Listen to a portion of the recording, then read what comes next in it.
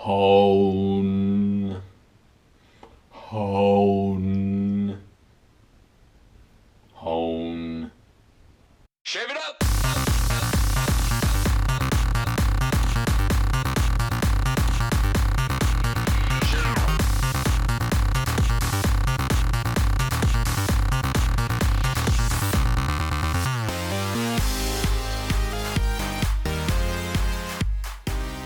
Hey YouTube, thecleanshaver here. So I have a much anticipated review for you today. A few weeks ago, I reached out to a company in the Netherlands that makes a pretty cool razor. And just to be completely upfront, I went and asked them and said, hey, I would love to test this thing out and review it and show it on my YouTube channel because I think it's really, really cool. And asked him to send me a test model, right? And he said, well, it's not really worth sending you a test model because it's the nature of the razor that it's never the same once it's been used. So I'm not going to send you a test model. I'll send you a real one. Okay, great. So I am humbled to say that he sent me a real one, and I couldn't be happier. That being said, I am not being compensated for this review in any way. I need to have that statement out there that I'm not being paid for this. The razor that I'm reviewing is the Hone Type 15. Now, I'll put a little video up here of when I was, of the unboxing of this razor, just to give you kind of an idea of what the packaging looks like, how it all goes, and while I talk about the points of this razor. So, when I review a razor, I do it on 4 things: design, efficiency, price, and cool factor. Now, cool factor, I will admit, is a little bit subjective, so we'll get to that in just a minute. So, this razor, to give you a few of the high points on this. This is machined completely from solid brass. And my goodness, if it just doesn't look cool. I love this thing. I'll give you a little bit of a close-up there. You can see Hone. Right? The Hone Type 15. I'll put an address to their website down in the description below. And man, I've just loved shaving with this thing. So, design.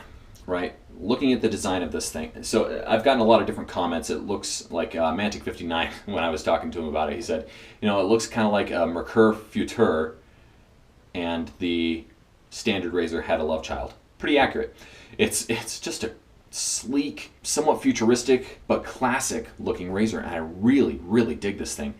It is really heavy. It weighs in at 164 grams, which is the better part of a half pound for those of you that don't do grams in your head. That's a lot of weight for a razor. But because of the weight, I like heavy razors because it adds to the efficiency. It adds to the effect when you're using it. It is great. So that being said, design on this, I have given it a 9.5 because I honestly, I love the way it looks. I don't know that there's anything that I would change about it. The design is such that it is very easy to use, very easy to find that correct blade angle, and very smooth when you're using it, and very easy to get around corners. And it is just such a smooth shaver that the design is nigh perfect, I think, on this.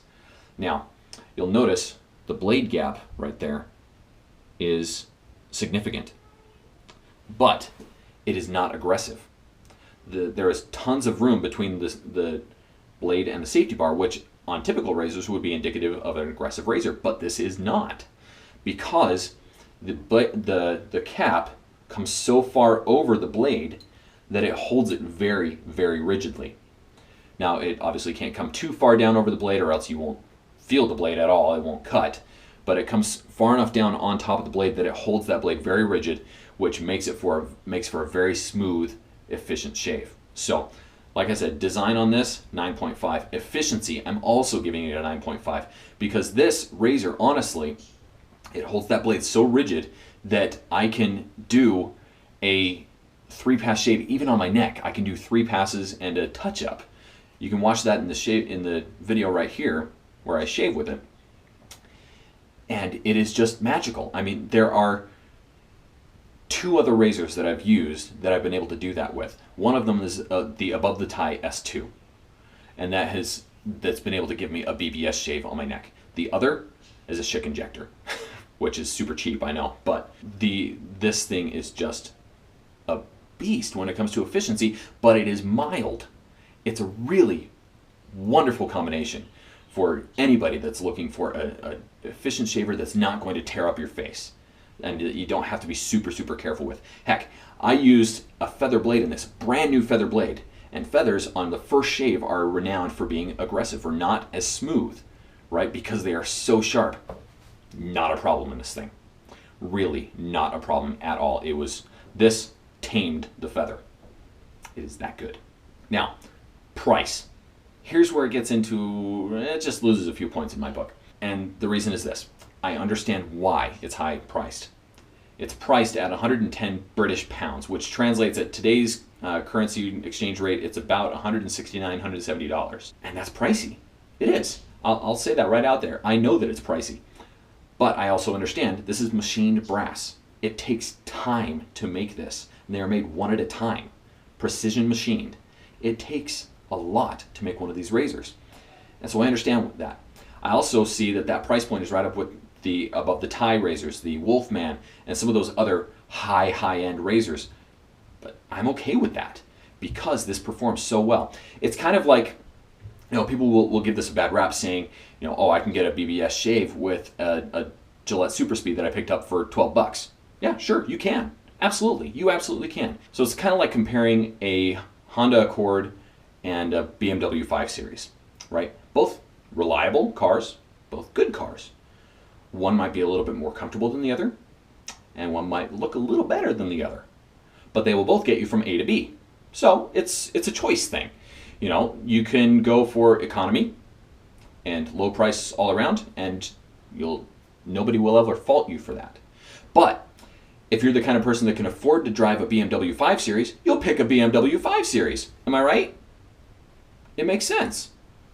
Okay, so that's what I mean with this. It is high priced. I will admit that. But the value that is in the craftsmanship of this razor, it is so precision machined.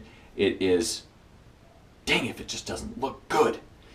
And, the principles of how it's made, like the brass will develop a patina over time. It'll just look cooler as it goes. I can't find that much fault in the price point on this, especially when a lot of people justify buying an above the tie or a Wolfman razor or something like that. This handles just on par, if not maybe even a little bit better than the above the tie R1 that I've tried. I'm serious about that. It's at least as good, if not maybe just a little bit better. So, price, I've given it an 8. I understand that there's going to be a lot of hesitancy because of the price point on it. But man, this thing is good. It really is. This thing just shaves. It is so good. Oh man, I love it. Okay, cool factor. I give this a 9. And I understand cool factor is very subjective. It is very subjective because not everybody has the same tastes. I tend to have a more classic, vintage taste to it. I love vintage razors. I love the look. I also like the newer machined razors. I have a Shavecraft 101 that I really enjoy using. The ATT razors are great. The Wolfman razor looks great. I like that. I have no problems there. But this really speaks to me for some reason. So on the design of this, the cool factor, once again, you can see it developing a little bit of a patina from use right there, right? And that's not just reflection from the lights, and that's okay. To me, it's kind of like when you get a new leather jacket, right? It looks great for the first couple times that you wear it, but after a little while, it starts to get wear in it. You start to see the wrinkles or the creases in the leather, and that weathered look is actually cool. I think this razor is the same thing. It's going to develop that patina, and it's going to get cooler looking as it gets used. I happen to like that. So in my book, that enhances the cool factor. I mean, yeah, I could take some Brasso to it and polish it up and make it look shiny and new again. Will I do that? Maybe, but I have that option. It's a really cool thing. That brings the total to 36 out of 40, which is a 90%, or an A-. So a really good razor. Really good. I really hate to, I don't want to be biased. I don't want to, I do not want to be accused of shilling because I'm not. Okay? This is just a fantastic shaver. And I'm happy to be sharing it with other people because almost everybody that I've shared the post with or put on Facebook or Instagram or wherever, they've all been, what is that? Nobody's ever heard of it, or hardly anybody's ever heard of it. And so I'm happy to just be shining a spotlight on this because it's a great shaver. It really is. So 36 out of 40, 90%, A-, gets the Clean Shaver stamp of approval. It is a great product. Now, with this razor, Andrew, the guy that's designed it, has given me a special deal for my viewers. If you are interested in purchasing this razor between now and December 21st, 2015, he will take off 15 pounds from the price, which will basically give you free international shipping. Okay, that's a good deal on this. That means you're just paying for the razor itself. You're not paying for shipping. The code for free shipping is thecleanshaver, all lowercase letters, all one word. Okay, and again, that's good until December 21st, 2015. So if anybody's going to be getting this for Christmas, good time to do that. That's my review for you guys. Thank you so much for watching. I hope that some of you will go out and pick up this razor because it is just that dang good. It is so dang good. It's so dang good. I love this. I really do. If you'd like to watch my review of the Obsessive Soap Perfectionist Bay Rum, I'll put that link right here. Also, if you'd like to watch my review of the Bevel shaving system that is going to be coming out to Target in 2016, I'll put that right here. Thanks for watching my channel, everybody. Don't forget to like, favorite, subscribe, and click on the links down below to follow me on Facebook, Twitter, Instagram, Google+, and all those places. Be smooth, everybody. We'll see you next time. Shave it up!